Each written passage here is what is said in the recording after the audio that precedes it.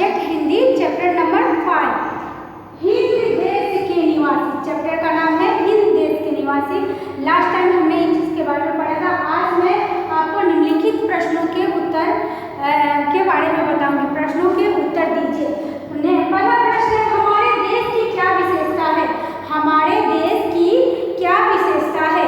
तो हम यहाँ क्या लिखेंगे? हमारे देश की क्या विशेषता?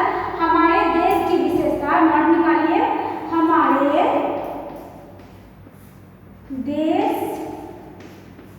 की विशेषता भिन्न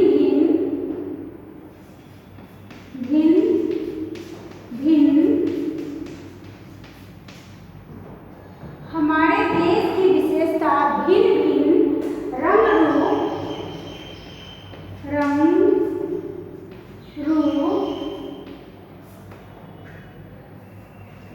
रूप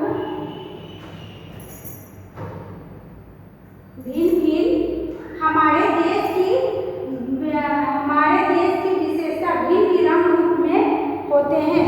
क्या होते हैं? भिन्न रंग रूप और पहनने वाले भिन्न रंग रूप और पहनने वाले, बोलने वाले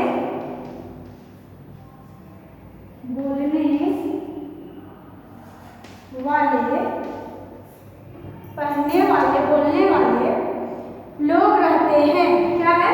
लोग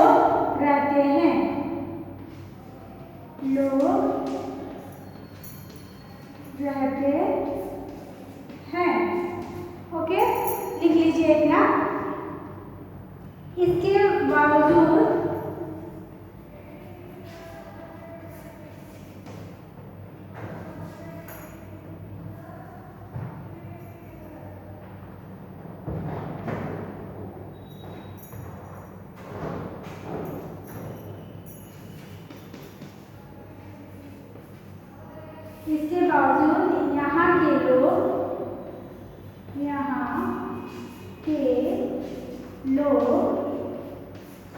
बावजूद यहाँ के लोग आप लिखेंगे इस विशेषता में एकता। यहाँ के लोग इस विशेषता में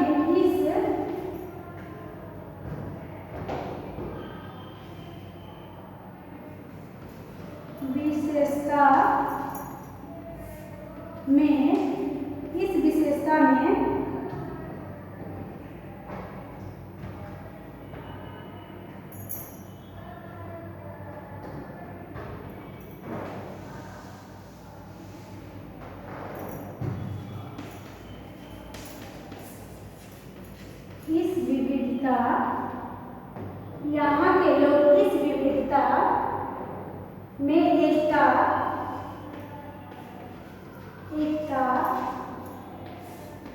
ओके, एकता ही हमारे देश का क्या है? विशेषता है। विविधता में एकता ही हमारे देश की विशेषता है।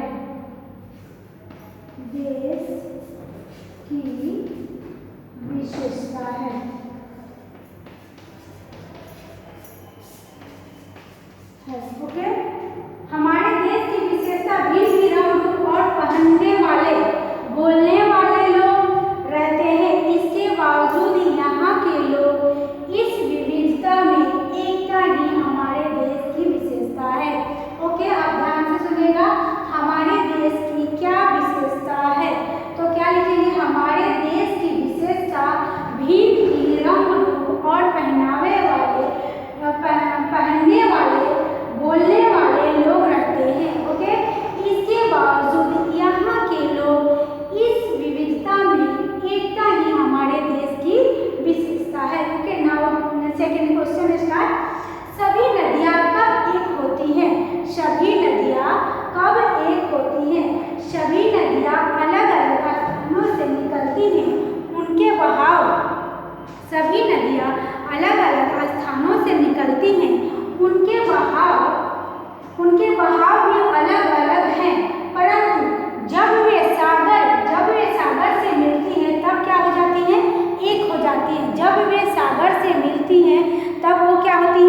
एक हो जाती हैं। तो हम यहाँ देखेंगे सभी नदियाँ, सेकेंड क्वेश्चन है आपका,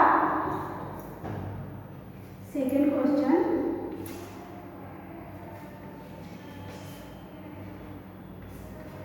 सभी नदियाँ कब एक होती हैं? ओके, सभी नदियाँ अलग अलग स्थानों से मिलती हैं, सभी नदियाँ अलग अलग स्थानों से मिलती हैं, उनके बहाव भी अलग अलग हैं, उनके बहाव भी अलग अलग हैं, परंतु जब वे सागर में मिलती हैं तब एक हो जाती है, जब वे सागर में मिलती हैं तब एक हो जाती है सभी। ओके, फिर थर्ड क्वेश्चन आपका आएगा, सभी धर्मों का सार क्या है? सभी धर्मों का सार क्या है? यहाँ देखेंगे थर्ड क्वेश्चन में हमारे है क्वेश्चन नंबर 3,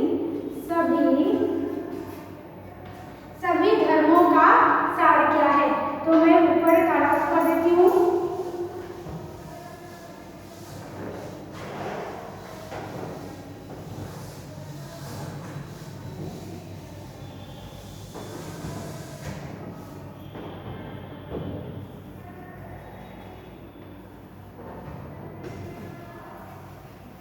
ओके, सभी धर्मों का सार एक है, क्या है?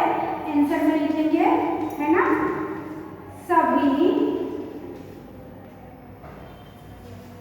धर्मों का सार एक है। ओके, तो फिर आगे क्या लिखेंगे? सभी धर्मों का सार एक है, मनुष्यों की बुराइयां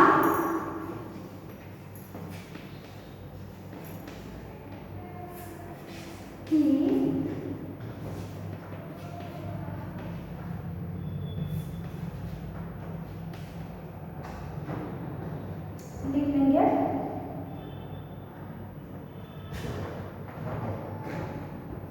मनुष्यों की बुराइयों से दूर रहना, दूर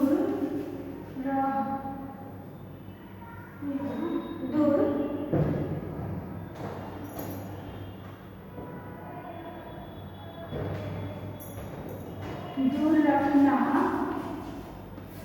और उनसे उन्नत बनाना।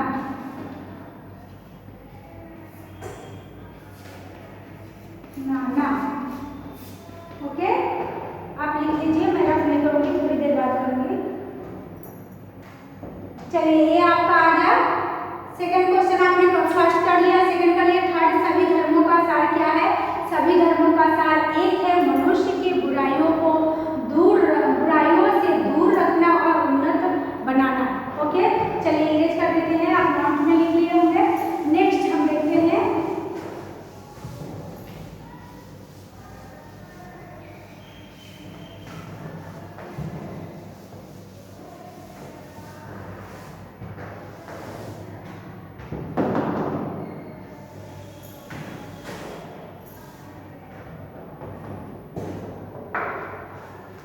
टेक्स्ट बुक निकालेंगे बच्चों, और पेज नंबर में हम देखेंगे, लास्ट लेक्चर में आपको बताया है पेज नंबर में, अभी आप 30 पेज नंबर में आ जाइए, है ना। तो हमारे देश की क्या विशेषता है? ये हो गया सभी नदियाँ एक होती हैं, सभी धर्मों का एक सार है। लास्ट लेक्चर में मैंने आपको ये भी पढ़ाया था कि पिक्चर बनाया था, उसमें से ढूंढ के आपको वाक्य बनाना होगा, फिर बोले में से शब्द चुनकर अर्थ वाक्य बनाइए। सोहन पढ़ रहा है तो इसमें और भी है, वो बनाना है। अब नेक्स्ट थर्ड क्वेश्चन देखेंगे, जरा ध्यान से देखिएगा, काव्य पंक्तियों का भावार्थ समझाइए। काव्य पंक्तियां है ना जो आपके, उसको भावार्थ समझाना है।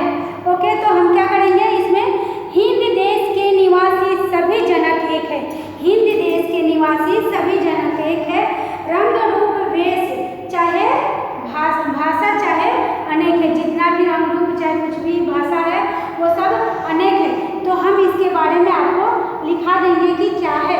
ओके, तो नाउ स्टार्ट काव्य पंक्तियाँ। हमारे देश में रहने वाले लोग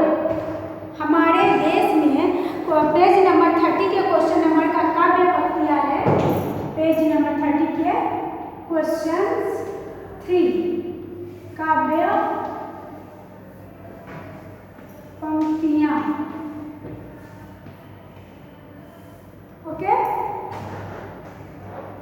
पंक्तियों का भावार्थ, भावार्थ क्या करना है, इसको लिखना है।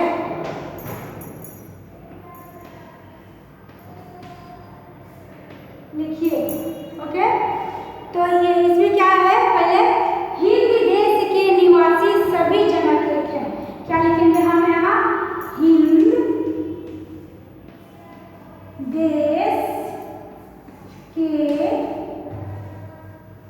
निवासी, हिंद देश के निवासी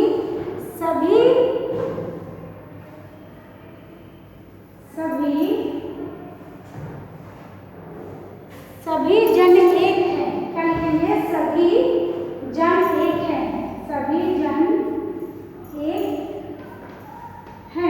ओके, फिर रंग रूप वेश भाषा चाहे अनेक है। भाषा क्या है, भाषा चाहे अनेक है, चाहे अनेक है।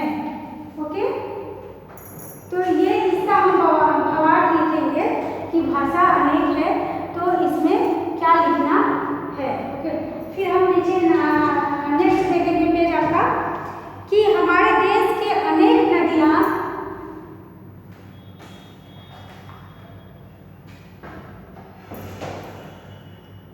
यहाँ हम आंसर लिखेंगे। ओके,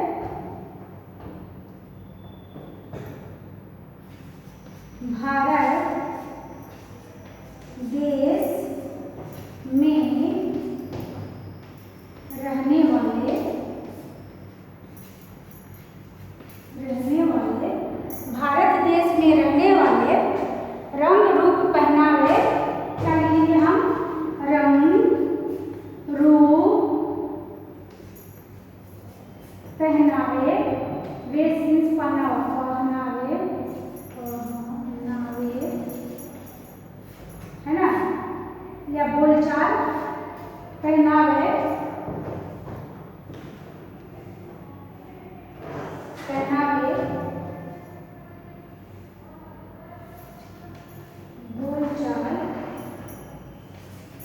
बोलचाल भारत देश में रहने वाले रंग रूप पहनावे बोलचाल भले ही अलग अलग है। यहाँ हम लिखेंगे भले ही अलग अलग है, अलग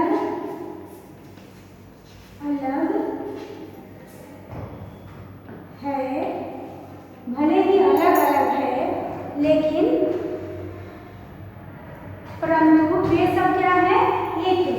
परंतु वे सब एक है, एक है। ओके, फिर हम आगे देखेंगे, यहाँ रहने वाले सभी लोगों की मातृभाषा, यहाँ रहने वाले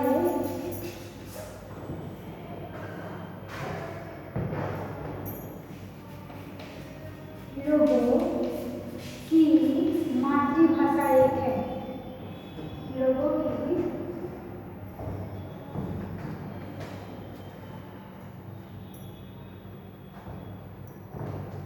रहने वाले लोगों की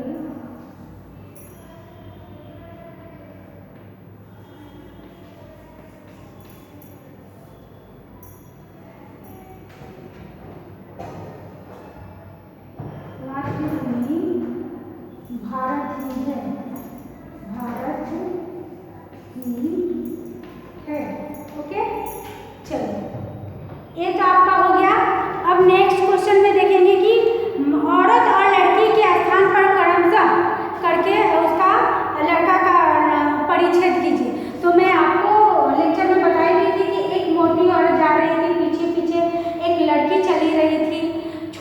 लड़की और पतली थी और वो पता चला तो घूर कर बोली, ए लड़की, मेरे पीछे पीछे क्यों चल रही है? लड़की भोलेपन से बोली, मैं तो केवल छाँव के नीचे ही चल रही हूँ। तो इसमें आपको इसके बारे में लिखना है कि एक मोटी लड़की जा रही थी, उसके पीछे पीछे एक लड़की चल रही थी, फिर लड़की छोटी और पतली थी, ऐसे। अब स्वाध्याय के क्वेश्चन हम देखेंगे। प्रश्नों के उत्तर देखिए। हिंदवासियों में कैसी विविधताएं हैं? हिंदवासियों में कैसी विविधताएं हैं? इरेज कर देंगे और लिखेंगे कि हिंद देश के निवासी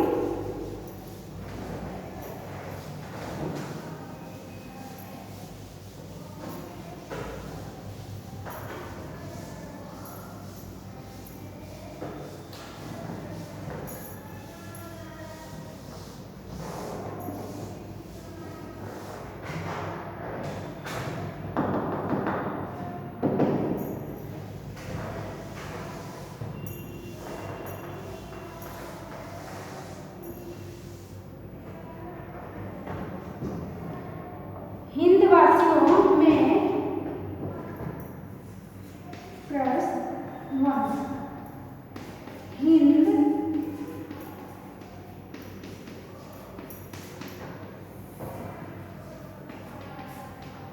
हिंदवासियों में कैसी विविधताएं हैं?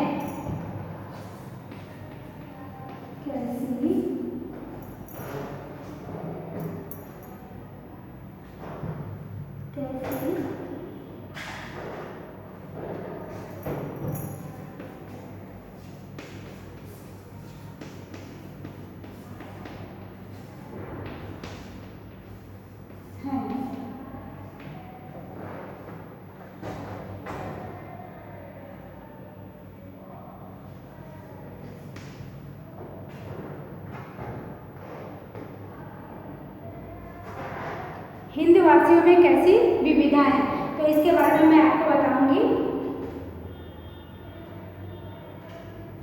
हिंदवासियों में आंसर लिखेंगे,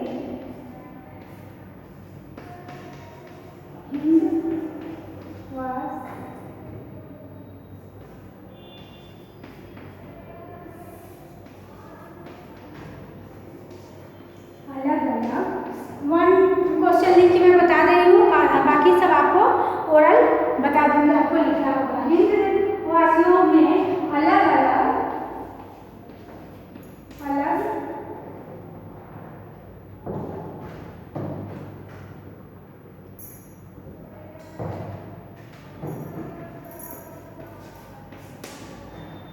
अलग रूप रंग के लोग क्या करते हैं? रहते हैं। ओके, रहते हैं। उनके पहनावे अलग अलग होते हैं। उनके पहनावे अलग अलग होते हैं। अलग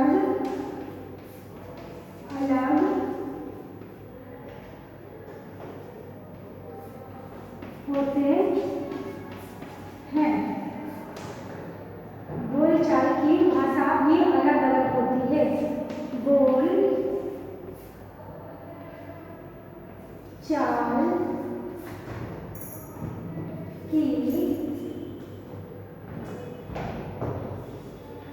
भाषा भी अलग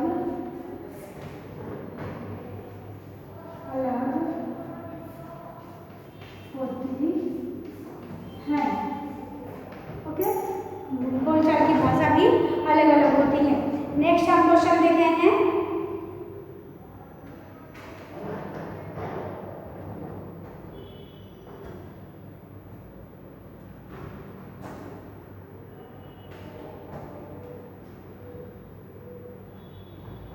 जैसे नदियाँ अलग अलग होकर अलग अलग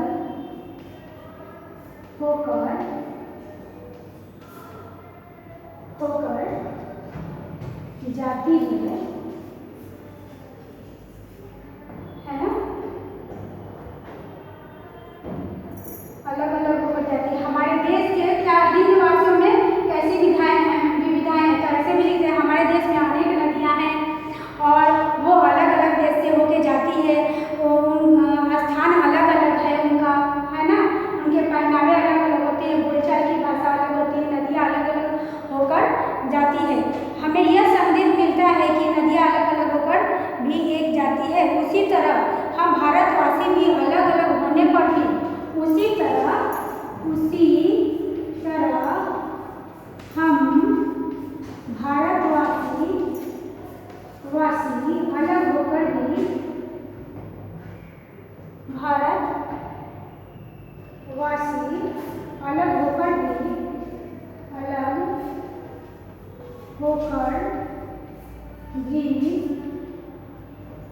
होकर भी हम एक हैं।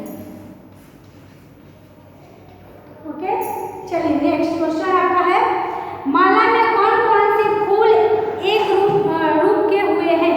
माला में कौन कौन से फूल एक रूप के हुए हैं?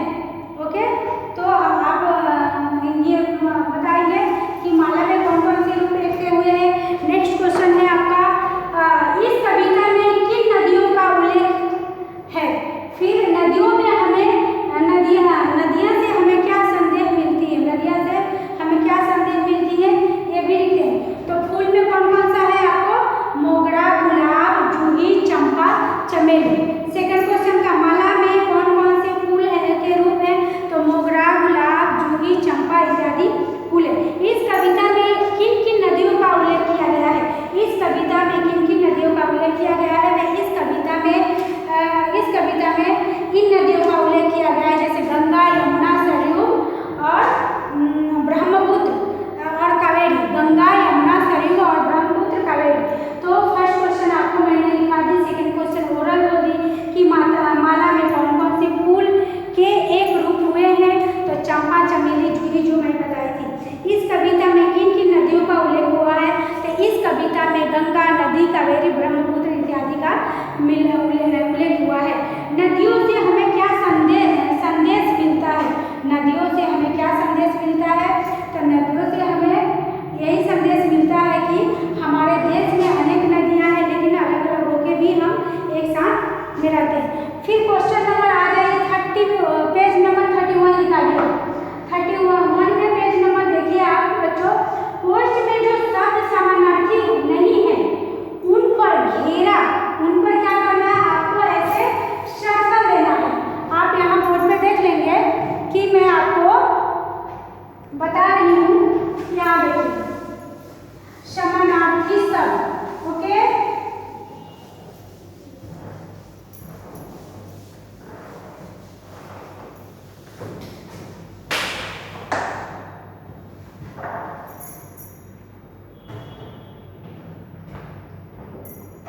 देखिए यहाँ पोस्ट में समानार्थी शब्द दिए गए हैं।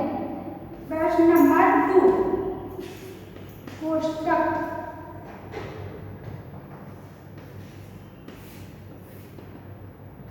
में जो शब्द ओके, इसके आगे हेडिंग में पढ़ते बता देती हूँ आपको कि क्या आएगा। समानार्थी, आप तो समानार्थी जानते हैं ना, पर्यायवाची शब्द नहीं है, इसमें क्या है? सब में रहता है, लेकिन यहाँ क्या है? नहीं है। यहाँ बोर्ड पे देखिए नहीं है, तो क्या करना है? उन पे सर्कल करना है, उन पे घेरा करना है और समानार्थी शब्दों को वाक्य में प्रयोग कीजिए। समानार्थी जो शब्द है उसको क्या करना है? हमें वाक्य में प्रयोग करना है, उसको वाक्य में प्रयोग करना है। समानार्थी शब्द को क्या करना है? वाक्य में प्रयोग करना है। ओके, तो आप यहाँ जरा देखेंगे बोर्ड पर, ध्यान देंगे। ऐसे आपको पिक्चर बनाया हुआ है, मैं ज़्यादा तो नहीं बना पाऊंगी, लेकिन थोड़ा सा आपको बना के मैं एग्जाम्पल के लिए दिखा दूँगी। देखिए ऐसे है, फिर इसमें क्या है? फन।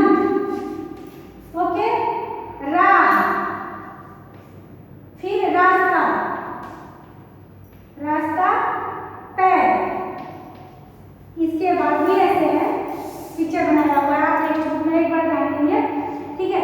तो इसको क्या करना है, आपको जो समानार्थी शब्द नहीं है उसमें क्या करना है, हमें सर्कल करना है। तो इसमें समानार्थी शब्द कौन नहीं है, क्या है, ये भी पंथ भी है, राह भी है, रास्ता भी है। तो इसमें आपको समानार्थी शब्द क्या नहीं दिखता है, पैर, क्या है, पैर नहीं है। ओके, फिर नेक्स्ट बनाएंगे कुसुम पुष्प कांटा और फूल। कुसुम पुष्प कांटा और फूल, तो इसमें कुसुम भी है, पुष्प भी है, फूल भी है, और क्या नहीं है इसमें, समानार्थी शब्द क्या नहीं है, कांटा। तो क्या है, कांटा पे हम क्या करेंगे, सर्कल, ठीक है। फोर्थ में आ जाएंगे, फोर्थ पिक्चर आपको ऐसे दिखाती हूँ, इसमें भी ऐसे बनाए हुए हैं। इसमें लिखा हुआ आम, अनूठा, निराला और अनोखा। तो इसमें आपको ये देखना है कि इसमें समानार्थी शब्द कौन सा है, अनूठा। टेक्स्ट बुक में आप ध्यान देंगे, ओके, मैं बोर्ड पे थोड़ा लिख के बता रही हूँ, अनूठा, निराला, अनोखा। तो यहाँ आम, आम क्या है आपका, समानार्थी शब्द नहीं है। तो क्या करेंगे, हम सर्कल करेंगे। कोष्टक में जो शब्द समानार्थी नहीं है उसको सर्कल कीजिए। जो शब्द समानार्थी वाला, समानार्थी शब्दों का वाक्य को क्या करेंगे, हम प्रयोग करेंगे। तो पर आपको इतना बता दिया, प्रयोग करना कैसे बताएंगे बच्चों, प्रयोग हम कैसे करेंगे, कैसे लिखेंगे कि क्या आएगा। तो जैसे पंथ, पंथ क्या है, हमारा समानार्थी शब्द है।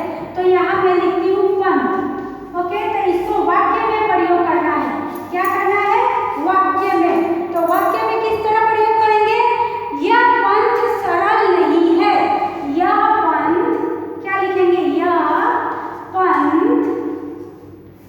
सरल नहीं है, सरल नहीं है। और फिर हम रास्ता का भी बनाएंगे, तो क्या लिख देंगे, ये रास्ता बहुत कठिन है। इसी तरह से सब आपको सेंटेंस लिख के लिखना होगा। राह, राह, तो राह का क्या बनाएंगे, वाक्य, हम वाक्य, इसको भी हम वाक्य बनाएंगे।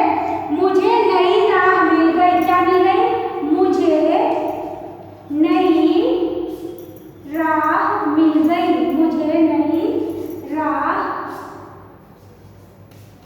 मिल गई, ओके।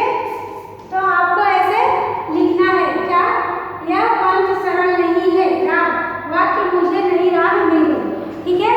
फिर इसी तरह से इसमें जन, मनुष्य, मानव, स्त्री है।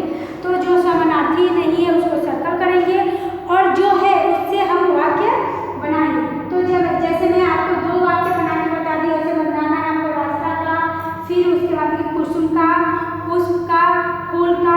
तो फूल का क्या बताइए, कितना सुंदर फूल है, और कमल का पुष्प कहाँ रहता है, बहुत सुंदर लगता है, उसके कलर क्या है, आप बना के अपने मन से कुछ भी लिख सकते हैं, है ना। और फिर इसमें भी अनूठा, निराला, अनोखा, यह आपकी बातें बहुत अनोखी है, ऐसे आप बना के अपने मन से लिख सकते हैं। तो आप ये समझ गए कि समानार्थी शब्द को वाक्य में कैसे प्रयोग करना है और कैसे लिखना है। इसी में है, प्रियंका, मीनू आज तू चुपचाप क्यों बैठी है, मंदिर नहीं आना, मीना, नहीं मेरा मन नहीं लगता। तो आप 31 या 32 पेज निकालिए। इसमें आपको मैं बताऊंगी कि इसमें मीना, प्रियंका और मीना, उपयुक्त संवाद में व्यक्तिवाचक संज्ञाएं छांट कर लिखिए। इसमें क्या है, व्यक्तिवाचक का है, तो इसमें छांट कर लिखना है कि कौन है।